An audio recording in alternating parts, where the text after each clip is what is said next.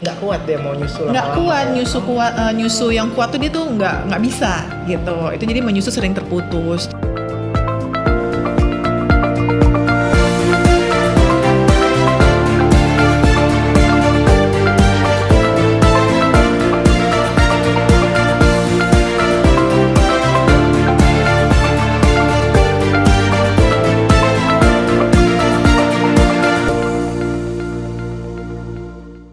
Selamat siang Sobat Perkijaya, senang sekali dapat bertemu dengan Sobat Perkijaya dalam acara hari ini. Selamat datang di podcast Perkijaya.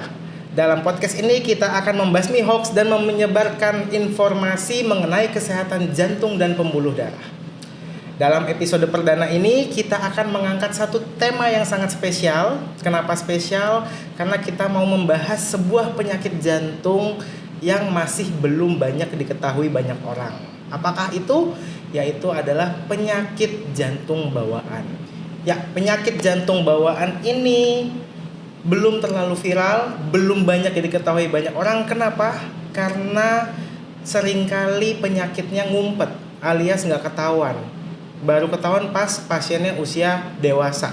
Ya, bisa dewasa muda, bisa juga saat remaja, bisa masa anak-anak, bahkan sampai tua lansia pun baru diketahui bisa terjadi. Nah, dalam sesi kali ini saya sudah ditemani oleh satu orang narasumber. Ya, narasumber kita hari ini adalah Dr. Risa Umi Setiani, spesialis jantung dan pembuluh darah. Beliau menamatkan pendidikan dokter spesialis jantung di Universitas Indonesia dan saat ini beliau sedang mendalami ilmu penyakit jantung anak dan penyakit jantung bawaan. Jadi pas banget narasumber hari ini untuk membahas tema kita hari ini. Ya, kita sambut dulu Dr. Risa. Halo Dr. Risa, ini senior saya, sungkem dulu Dr. Risa, apa kabarnya? Baik, halo Dr. Yusuf, ya, halo Sobat Perkijaya. Perkenalkan, nama saya Dr. Risa. Terima kasih sudah diundang ke podcast perdana ini loh Dr. Yusuf. Karena memang saya senang sekali ketika diundang, ternyata kita mau ngomongin penyakit jantung bawaan nih.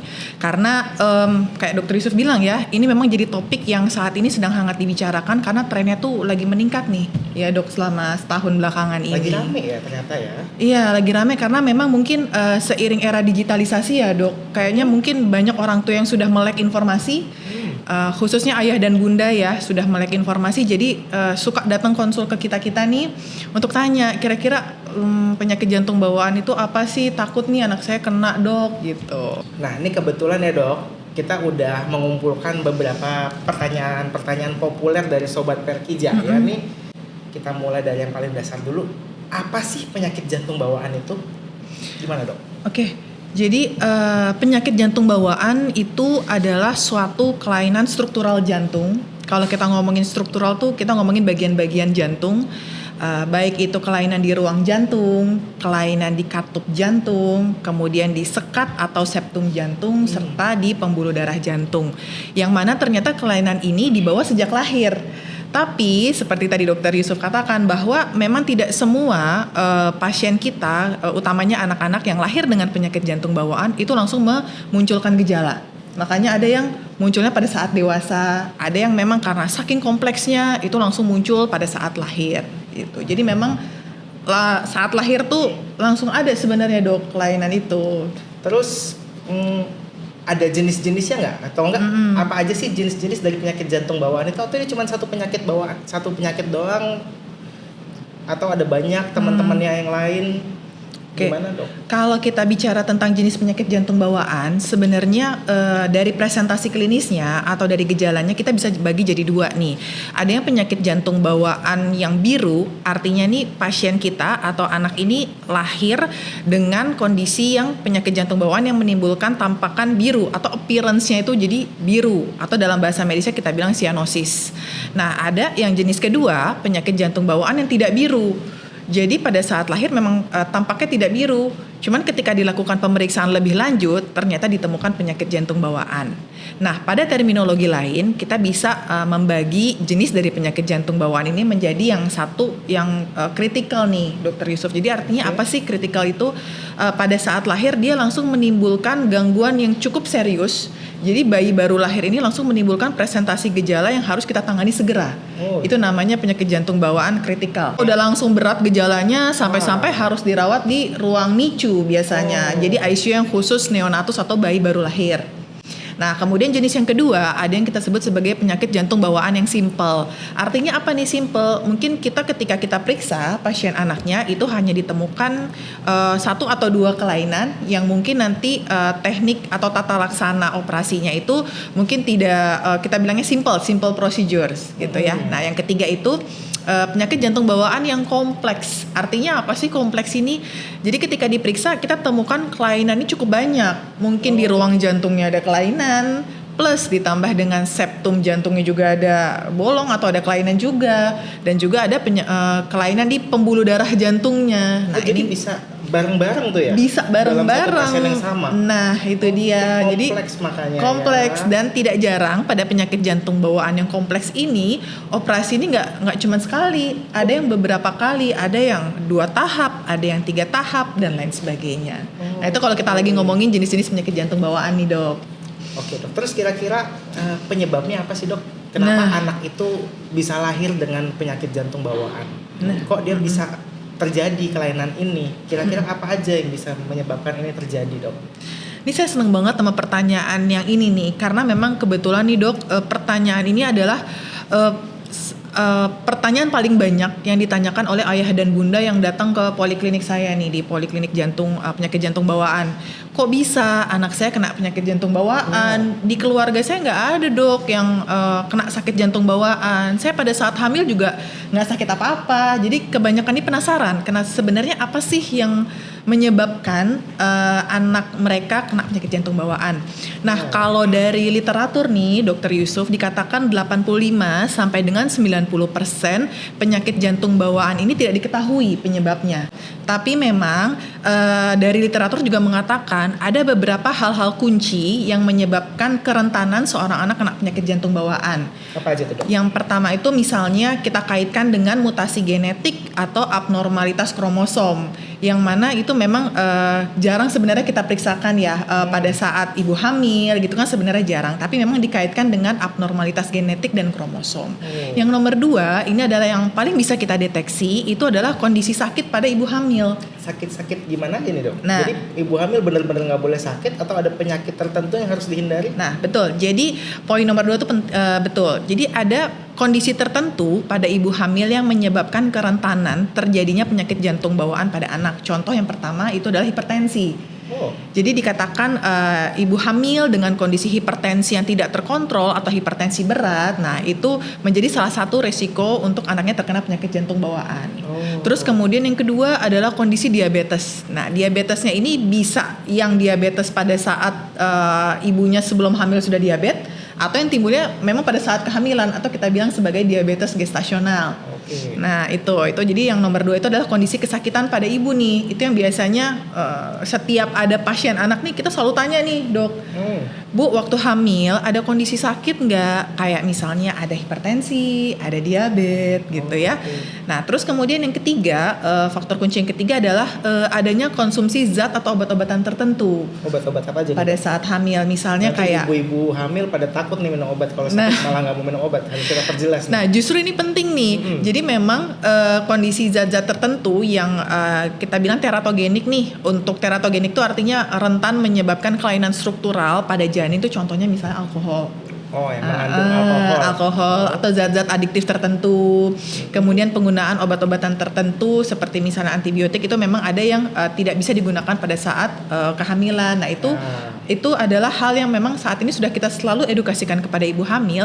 Kalau mau minum obat, sebaiknya, apalagi obat rutin ya, sebaiknya harus konsultasi dulu nih, baik ke dokter, bagusnya ke dokter kandungan.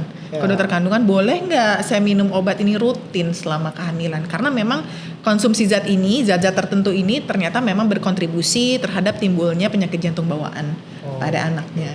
Biasanya juga pada saat wawancara medis ya, kita juga tanyakan nih pada orang tua, kira-kira di keluarga ada nggak riwayat dengan penyakit jantung bawaan, utamanya pada yang satu garis keturunan ya, misalnya pada ibunya sendiri ada nggak penyakit jantung bawaan. Kenapa gitu dok?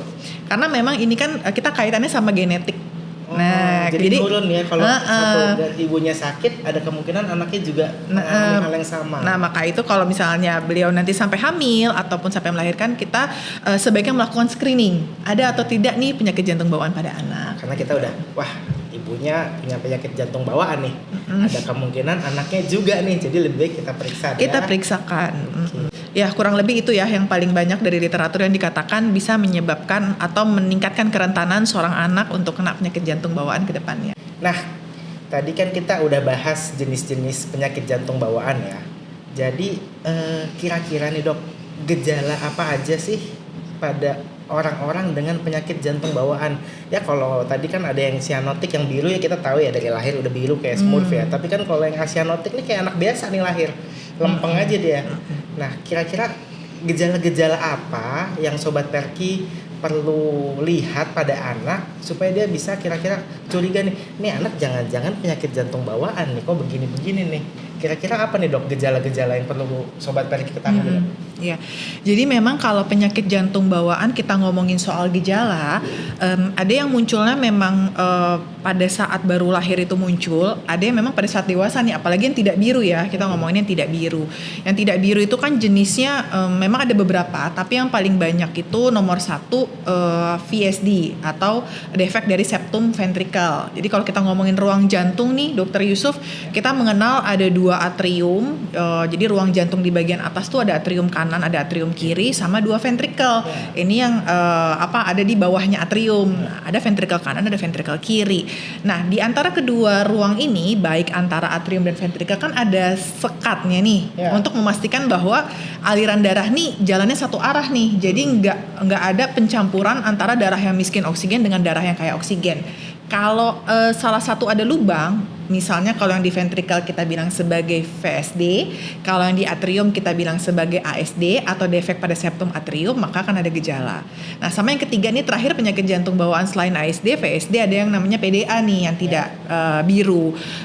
PDA ini nih adanya lubang atau adanya saluran, kayak saluran yang menghubungkan antara pembuluh darah paru-paru, kita bilangnya pulmonal, sama satu lagi adalah pembuluh darah besar yang keluar dari ventricle namanya aorta. Ini ada satu saluran, jadi kalau saluran ini tidak menutup saat lahir, dia akan bercampur juga nih darah yang miskin oksigen sama darah yang kaya oksigen. Nah, pencampuran ini akan menyebabkan gejala, tapi beratnya gejala tergantung dari besar lubangnya biasanya. Kalau misalnya gejala yang munculnya ini kita bilangnya pada saat bayinya masih kecil, jadi pada usia-usia awal kelahiran ya, kayak usia 1 bulan, 2 bulan, 3 bulan, seringkali yang muncul itu yang dinotis sama ibunya itu adalah bayinya ini kalau nyusu sering terputus. Jadi kan kalau awal-awal kelahiran ini ya, awal-awal usia ini aktivitas bayi ini kan terbatas ya. Biasanya nyusu tidur, ganti popok, ganti popok, rutin ya itu ya. Betul. Nah, nanti yang akan dinotis sama ibunya, anak saya kok waktu nyusu suka putus, Dok. Dia terlihat lapar, tapi pada saat menyusu kuat sebentar-sebentar berhenti.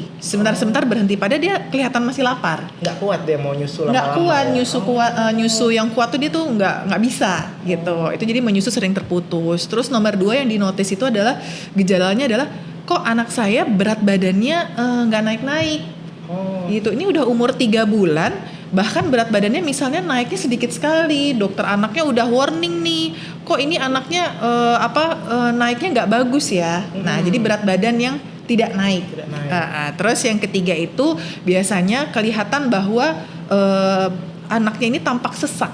Jadi ibunya notice bahwa kok dinding dadanya misalnya atau ada nafas cuping hidung atau dinding dadanya tuh pada saat nyusu kok tampak sangat ketarik ya dok. Nah itu tampilan sesak pada bayi yang biasanya terlihat sama ibunya. Sama yang terakhir ini biasanya adalah ibunya akan mengeluhkan nih dok, kok anak saya sering banget sakit sering banget nih Sakit apa, sakit Dok? batuk pilek. Batuk pilek. Kayak misalnya seminggu sakit infeksi paru dirawat nih. Minggu depannya sakit lagi. Masuk rawat lagi. Padahal saya udah jaga nggak dibawa keluar rumah, orang-orang nggak boleh ngedeket, udah dijaga banget hygiene-nya, tapi kok kena terus nih infeksi, namanya recurrent respiratory tract infection atau infeksi batuk panas berulang. Nah, itu adalah salah satu gejala yang mungkin harus meningkatkan awareness kita, jangan-jangan ada penyakit jantung bawaan nih anak ini. Itu sampai umur berapa, Dok? Gejala-gejala ini kita bisa pakai? Nah, jadi kalau dari anak umur 0 sampai 1 tahun kita bisa nih pakai lihat tanda-tanda ini. Nah, tapi kalau memang anaknya sudah lebih besar, Dokter Yusuf, jadi dia akan bisa mengutarakan kepada orang tuanya, kok saya sesak gitu, kok saya cepat lelah, saya nggak kuat gitu ya. Misalnya kayak saya kalau teman-teman saya bisa aktivitas banyak olahraga, saya nggak kuat. Mama, papa gitu, saya olahraga aja nggak mau ikutan pelajaran olahraga, itu artinya ada keterbatasan aktivitas. Nah, terus habis itu nanti kita bisa juga sebenarnya kalau ngomongin penyakit jantung bawaan kan ada yang munculnya pada saat dewasa nih, Dokter Yusuf ya. Nah, ini paling sering itu adalah yang ASD sama VSD tadi. Kalau yang ASD ini adanya lubang di sekat atrium, itu kan memang dikatakan dari literatur munculnya gejala itu pada saat usia prasekolah tuh. Jadi karena dia tekanan yang di atrium ini rendah, jadi gejala itu mungkin presentasinya tuh tidak muncul pada saat baru lahir. Dia akan baru muncul seiring dengan bertambahnya usia. Nah, memang ASD ini kadang-kadang bisa menimbulkan komplikasi. Kalau misalnya semakin bertambahnya usia, semakin jantungnya sudah tidak bisa beradaptasi, dia akan menimbulkan komplikasi. Komplikasi seperti apa nih, Dok? Jadi kalau misalnya ternyata defeknya atau lubangnya terlalu besar, bisa terjadi yang namanya gagal jantung. Gitu. Atau misalnya pasiennya ini menjadi tekanan ruang jantung ini menjadi tinggi, atau kita bilang sebagai hipertensi paru.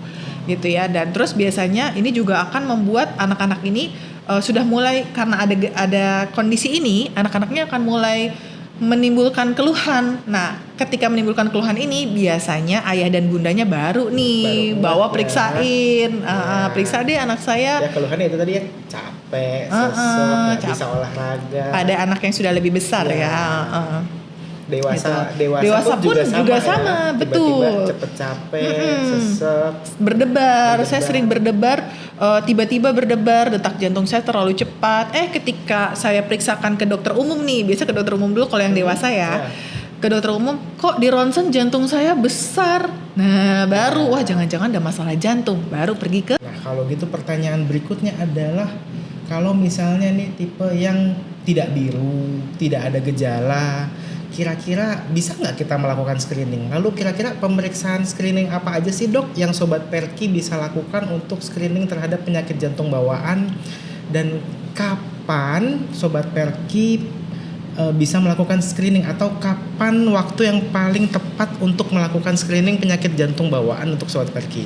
Nah, sama kalau screening kira-kira bisa nggak sih, Dok, kita kerjakan di dalam negeri aja atau di Indonesia aja, atau mesti keluar negeri banget nih, Dok?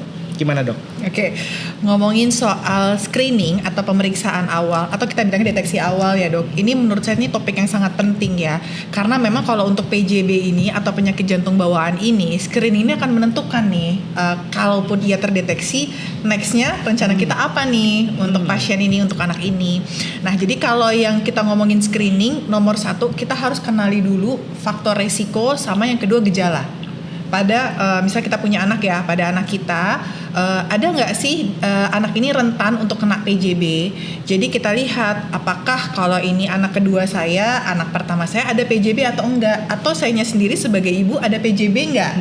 Kalau misalnya ada, sesegera mungkin lakukan pemeriksaan. Nah, terus selain kita kenali resiko, nomor 2 kita harus kenali gejala. Tadi kan kita ngobrolin sudah panjang lebar tentang gejala ya. Jadi kita sebagai ayah dan bunda memang harus melek edukasi nih. Jadi harus melek informasi. Kita harus tahu bahwa oh ya, ini anak saya tidak biasa gitu. Anak saya ini kok jadi tampak sesak gitu. Atau dengan berat badan yang tidak naik aja, kita harus aware. Apa penyebabnya? Makanan sudah dijaga, sudah dikasih vitamin, bolak-balik minum susu, nggak naik-naik. Sama yang terakhir itu sebenarnya yang paling sering adalah sering banget sakit. batuk panas berulang, bolak-balik masuk rumah sakit, bolak-balik dibilangin sama dokter anaknya, anak ibu kena pneumonia, sering amat pneumonia gitu. Nah itu harus sudah mulai aware. Nah terus setelah kita tahu risiko dan gejala, nomor 2 kita bisa melakukan pemeriksaan. Nah tadi yang terakhir dokter Yusuf tanyakan tuh bagus banget ya, bisa nggak sih di dalam negeri aja, di Indonesia aja? Ini saya sangat senang karena ternyata nih di negara kita ini pemeriksaan untuk screening penyakit jantung bawaan itu sudah terbilang sangat lengkap. Lengkap ya. Bahkan kenapa saya bisa bilang sangat lengkap? Karena saat ini kita bisa periksa penyakit jantung bawaan sedari dini sejak fetal. Fetal itu artinya janin nih. Jadi dari belum lahir pun bisa kita periksa ya. Dari belum lahir, dari ibunya lagi hamil, kita bisa lihat ada atau tidak nih penyakit jantung bawaan pada janinnya. Kita bilang pemeriksaan ini kita sebut pemeriksaannya sebagai fetal echo. Nah, fetal echo ini memang suatu layanan pemeriksaan yang saat ini bisa dilakukan di rumah sakit jantung, ya di rumah sakit harapan kita misalnya contohnya. Kemudian juga bisa dilakukan screening awalnya oleh dokter kebidanan nih. Kan biasanya kalau lagi ibu hamil suka ke konsultasi ke dokter kebidanan khusus fetomaternal nih, dilihat kan organ-organnya gitu ya. Nah nanti dokter juga bisa mendeteksi kok jantungnya seperti ada kelainan. Nah jadi sedari dini, sedari fetal atau janin kita bisa melakukan screening. Tapi memang di kita sendiri di bagian kardiologi pediatrik ya dan penyakit jantung bawaan sudah ada nih dokter Ucup kalau misalnya mau periksain janin saya khusus ke bagian jantung kita juga ada juga fetal bisa echo. Ya. Betul. Yang penting mau melakukan screening ya dok. Dan screening ini nanti kalau misalnya ayah dan bunda atau sobat Perki Jaya memeriksakan anaknya, biasanya akan dilakukan pemeriksaan nomor 1 adalah pengukuran antropometri dulu. Ya, jadi antropometri itu jadi pengukuran berat badan, tinggi badan. Kita mau nilai dulu nih status gizinya, anak ini sesuai nggak dengan usianya gitu. Oh yang kita itu tadi ya, berat badan nggak naik, kukira stunting ternyata PJB. Ya, itu pemeriksaan awal. Terus nanti dilakukan pemeriksaan fisik biasanya oleh dokter yang memeriksakan, dan ada pemeriksaan penunjang tambahan yang memang sangat penting untuk menunjang kita menegakkan diagnosis ada atau tidak nih penyakit jantung bawaan. Jadi kalau misalnya ayah dan bunda memeriksakan anak dengan kecurigaan penyakit jantung bawaan, biasanya akan dilakukan pemeriksaan rekam jantung. Rekam jantung, EKG. Standar ya itu pasti ya. Tapi itu khusus untuk anak nih. Khusus untuk anak. Dokter Yusuf khusus ya EKG untuk anak. Dan yang kedua biasanya harus ronsen. Mau dilihat nih besar nggak sih ukuran jantungnya. Sama yang terakhir adalah USG jantung atau echokardiografi. Oh untuk anak ya tapi ya. Nah echokardiografi ini memang kalau untuk anak kita memang ada beberapa step-step yang harus kita lakukan. Apa tuh bedanya dok? Nah jadi bedanya kalau USG jantung pada anak dan dewasa, yang pada anak ini atau khusus dengan penyakit jantung bawaan ini kita sebut sebagai sequential segmental analysis. Waduh, bahasa apa lagi nih, bingung nih kita nih nanti. Jadi emang ada step-stepnya itu dok. Jadi pertama kita harus nilai dulu posisi jantungnya. Kita nilai per chambernya, per ruangan jantung nih ada nggak lubang. Kemudian kita nilai katup-katupnya, kita nilai pembuluh darah. Dan misalnya pun penyakit jantung bawaan ini terdeteksi pada saat dewasa, kita memiliki modalitas pemeriksaan USG jantung yang lewat mulut atau kita bilang sebagai transesophageal echocardiografi. Oh gimana itu lewat mulut dok? Jadi masuk gini ya? Jadi dia ada alatnya khusus. Mungkin nanti pasien akan kita buat nyaman, kita kasih anestesi lokal, pasti dibikin ya? nyaman. Kemudian nanti kita akan masukkan alat khusus. Nah itu nanti bisa melihat struktur jantung yang lebih jelas, khususnya pada pasien-pasien yang dewasa. Tapi memang pada beberapa kondisi, kalau kita perlu periksain pada anak, bisa juga. Bisa juga. Dibius juga nih anaknya?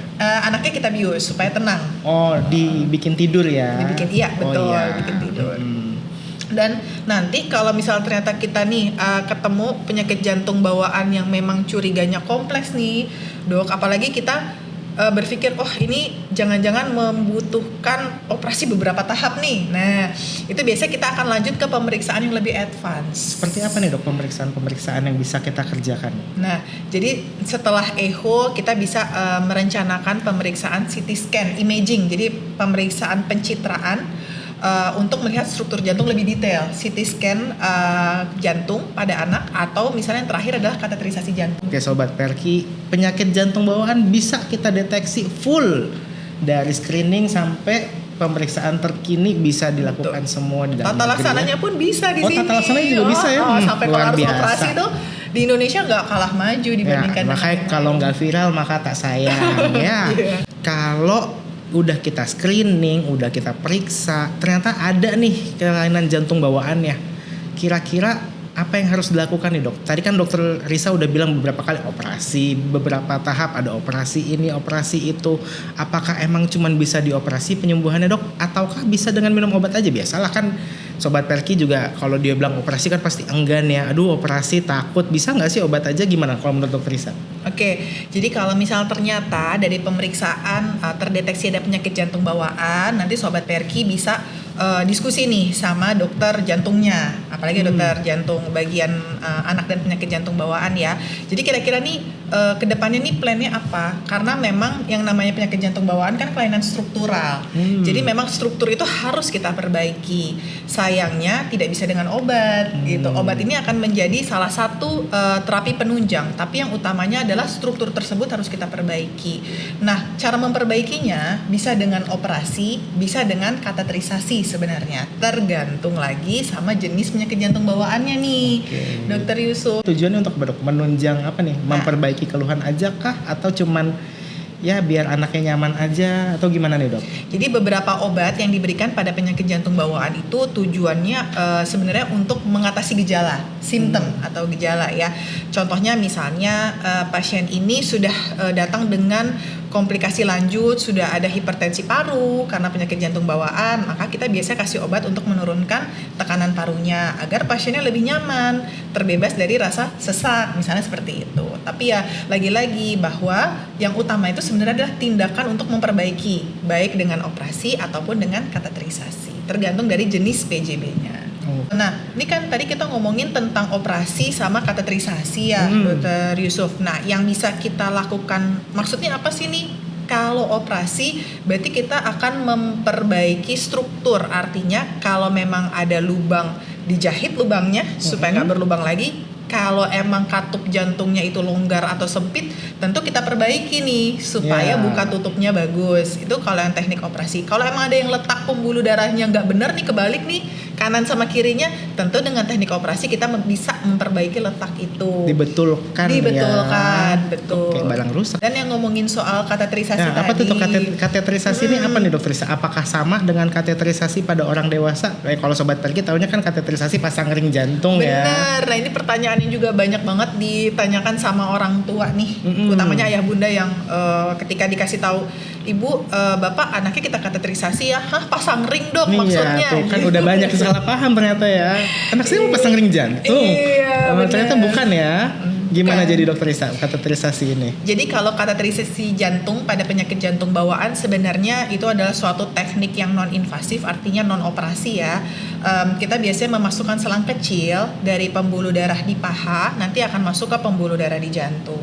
Nah, nanti di situ tergantung tujuannya nih dok. Kalau memang kateterisasi jantung ini tujuannya untuk menunjang diagnosis, kayak tadi yang kita cerita, kan bisa tuh kateterisasi jantung untuk menunjang diagnosis. Nah, itu artinya kita hanya akan melakukan pengukuran tekanan-tekanan ruang jantung untuk membantu kita mendapatkan data. Jadi kita tahu nih kondisi jantungnya saat ini gimana. Atau tujuannya yang kedua, memang tujuan terapi kateterisasi jantung bahkan ini. Bahkan bisa untuk penyembuhan ya. Betul. Seperti apa dok contohnya? Nah, contohnya aja nih, kalau tadi kita kan sempat ngobrol tentang ada penyakit jantung bawaan yang tidak biru yang namanya ASD, VSD. Ya, yang suka ngumpet lama ini ya. Ngumpet lama, tahu-tahu ketahuan pas gede gitu ya, PDA gitu. Nah, saat ini di Indonesia nih sudah ada teknik namanya melalui kateterisasi jantung, kita bisa memasukkan alat itu kayak payung. Dia kayak plak gitu, kayak payung. Jadi alat itu akan diselipkan di lubang itu dan kemudian dikembangkan sehingga dia akan menyebabkan sekat itu jadi utuh gitu. Jadi kalau tadinya ASD itu ada lubang di sekat atriumnya, ketika kita kasih payung itu dia akan ketutup. Misalnya pada kondisi sama ASD, VSD sama tuh kan sama-sama lubang ya. Kita kasih sumbat di situlah melalui kateterisasi. Nah, kalau untuk yang PDA gimana? Kita kan tentu mau nutup dong PDA itu kan, karena itu salurannya kan bikin ganggu nih, pulmonal sama aorta. ada saluran yang menghubungkan, kita mau tutup salurannya dengan kateterisasi jantung itu juga bisa. Juga sama ya. Jadi memang nggak semua penyakit jantung bawaan itu sudah pasti bisa dikateterisasi dok. Harus ada kriteria-kriteria tertentu yang dipenuhi nih. Kalau pilihannya adalah cuman tindakan ya dok. Kalau semisalnya pasiennya bener-bener nih keluarga pasien udah diedukasi, ya biasalah Sobat Perki, namanya kita berusaha memberikan penjelasan pasti tetap akan ada tembok ya. Udah kita edukasi, kita kasih pemahaman, tapi keluarga masih belum mau dilakukan tindakan. Ini gimana dok? Apa yang akan terjadi kalau pada pasien-pasien yang seharusnya mendapatkan tindakan, mereka tidak mau melakukan tindakan? Kira-kira konsekuensinya apa dok pada pasien ini? Iya, nah ini memang hal yang salah satu poin yang harus kita edukasi secara detail sama orang tua sebenarnya, karena memang lagi-lagi kalau kita ngomongin penyakit jantung bawaan kita ngomongin kelainan struktural, nggak bisa hanya dengan obat saja. Nah kalau ini kita biarkan tidak kita koreksi kelainan strukturalnya, maka ini bisa bikin beberapa komplikasi seperti kayak tadi saya cerita, bisa terjadi kondisi yang namanya gagal jantung, pembengkakan di jantung karena jantung ini dibiarkan dalam kondisi yang lama untuk bekerja yang tidak normal. Kerjanya ekstra ya, lembur ya ibaratnya ya. Akan ada satu waktu di mana jantungnya sudah tidak kuat lagi, akhirnya terjadi gagal jantung. Gitu. Nah itu akan menimbulkan keluhan yang berat biasanya. Dan ini permanen ya dok ya. Nah ini sayangnya kalau seiring bertambahnya usia ini bisa menjadi permanen dok. Jadi seringkali pompa jantungnya bisa jadi turun, bisa jadi lemah, sehingga kita mau melakukan koreksi pada saat kondisi ini pun nggak berani karena kita akan berpikir bagaimana nanti pasca operasinya, pasca tindakannya, apakah nanti akan membawa outcome yang bagus nggak buat pasiennya. Beda kalau kita melakukannya sedini mungkin, seawal mungkin, kondisi jantungnya masih saat itu dalam kondisi yang baik, dalam tanda kutip ya, masih yang kuat. Nah kita yakin bahwa ini outcome kedepannya bagus. Dan lagi ingat bahwa yang namanya anak itu akan menjalani serangkaian proses tumbuh kembang, ya belajar di sekolah, dia membutuhkan oksigen yang cukup kan di otaknya untuk mengejar pelajaran. Nah bayangkan bahwa di jantungnya saja sudah kekurangan oksigen, bagaimana oksigen ini bisa sampai ke otak? Kadang-kadang yang bikin sedih itu sebenarnya karena orang tua kurang edukasi sih dok, gitu. Maksudnya saya yakin orang tua ini kan pengennya terbaik ya buat anaknya, tapi karena kurang edukasi, karena takut malah jadinya misinformasi. Ini PR kita semua sebenarnya ya sebagai dokter jantung ya, memberikan edukasi yang sesederhana mungkin supaya pasien-pasien kita dari segala golongan bisa menerima edukasinya dengan baik ya dokter saya. Selain gagal jantung kira-kira ada komplikasi lain atau konsekuensi bahaya lain yang harus diketahui oleh Sobat Perki dokter? Jadi selain gagal jantung bisa terjadi kondisi yang namanya peningkatan tekanan paru atau hipertensi paru. Sama tuh gejalanya akan menimbulkan keluhan sesak, tidak kuat, aktivitas fisiknya tidak kuat, terus kemudian nanti akan ada gejala seperti berdebar gitu ya, biasa mengeluhkan berdebar, dan tidak jarang yang tadinya tidak biru lama-lama bisa jadi biru nih. Dari nggak biru malah jadi smurf deh. Jadi transformasi yang terbalik ya. Jadi maksudnya oksigennya itu kan memang sudah kurang ya. Kalau kita membiarkan kondisi jantung ini tidak dikoreksi, lama-lama oksigen yang kurang ini akan membuat kerusakan di organ-organ lain. Jadi kadang-kadang saturasi oksigen ini kalau kita periksa nih kok cuma 80, padahal kan normal saturasi oksigen kan di atas 90 ya dokter Yusuf ya. 90 ke atas 90 ke atas, tapi kok ini 80 ya gitu. Nah itu hati-hati. Oke Sobat Perki udah cukup jelas ya. Berarti ini memang harus dilakukan tindakan sedini mungkin. Nah nih satu lagi nih dokter Risa, kan udah cukup jelas nih gejala, rencana, pemeriksaan, tindakan yang harus dilakukan. Manfaatnya nih, kalau udah kita lakukan tata laksana nih, udah kita lakukan tindakan, udah kita operasi, manfaatnya untuk si anak apa nih dok? Kira-kira setelah tindakan apakah anaknya harus tetap minum obat rutin seumur hidup? Apakah anaknya bisa kembali hidup normal seperti anak-anak lainnya? Apakah dia akan masih dalam sebuah keterbatasan? Gimana dokter Risa? Nah Ini tergantung dari jenis penyakit jantung bawaan ya, Dokter Yusuf, dan tergantung dari kompleksitasnya. Jadi kalau misalnya memang ini suatu penyakit jantung bawaan yang simple, yang sudah kita koreksi total, maka anak bisa hidup dengan normal seperti Bisa anak-anak ya? lainnya. Bisa, Oh. bisa. Bahkan kalau kita bisa treat sedini mungkin nih, seawal mungkin, kita optimis bahwa anak ini bisa hidup seperti anak-anak normal lainnya. Dan untuk konsumsi obat-obatan lagi-lagi tergantung dari kompleksitasnya. Kalau misalnya memang ini suatu penyakit jantung bawaan yang simple, yang sudah kita koreksi total, seringkali tidak perlu minum obat seumur hidup. Dan yang paling penting apa sih manfaatnya? Anak bisa mendapatkan tumbuh atau menjalani proses tumbuh kembang yang baik. Gitu. Dia bisa tumbuh dengan baik, berat badannya sesuai dengan usia, mendapatkan gizi yang cukup, perkembangannya juga sesuai usia, gitu. Ya. Itu yang kita harapkan sebenarnya dengan kita koreksi ini. Jadi jangan takut ya untuk membawa atau memeriksakan, utamanya yang curiga-curiga ada penyakit jantung bawaan nih. Ya, Gitu. harus berani ya, nggak usah takut-takut lagi ya. Oke, nah terima kasih banyak Dokter Risa, banyak banget ilmunya hari ini ya. Saya yakin Sobat Perki juga pasti sudah cukup banyak tercerahkan oleh paparan Dokter Risa hari ini ya. Dari Dokter Risa gimana untuk podcast kita hari ini? Apa ada yang mau disampaikan? Oke, untuk Sobat Perki Jaya, khususnya para ayah dan bunda, jangan takut untuk melakukan deteksi awal ya, screening penyakit jantung bawaan, utamanya kepada kami dokter jantung yang mendalami kardiologi pediatrik dan penyakit jantung bawaan. Dan ditambah sebenarnya kalau kadang-kadang nih hal yang paling bikin ragu nih, mahal dok gitu ya. Oh iya. Saya takut nggak punya biaya, jangan takut karena saat ini program pemerintah lewat BPJS itu sudah mengcover nih. Dari pemeriksaan sampai operasi pun, Betul. operasi yang ya kalau kita ngomong operasi pasti mahal ya. Iya, ditanggung oleh BPJS. Jadi maka jangan ragu untuk membawa periksa atau melakukan screening pada pasien-pasien anak dengan kecurigaan penyakit jantung bawaan. Dan kita harapkan dengan podcast ini bisa meningkatkan edukasi nih. Jadi Sobat Perki Jaya, ayah dan bunda nih melek informasi khususnya tentang penyakit jantung bawaan ini.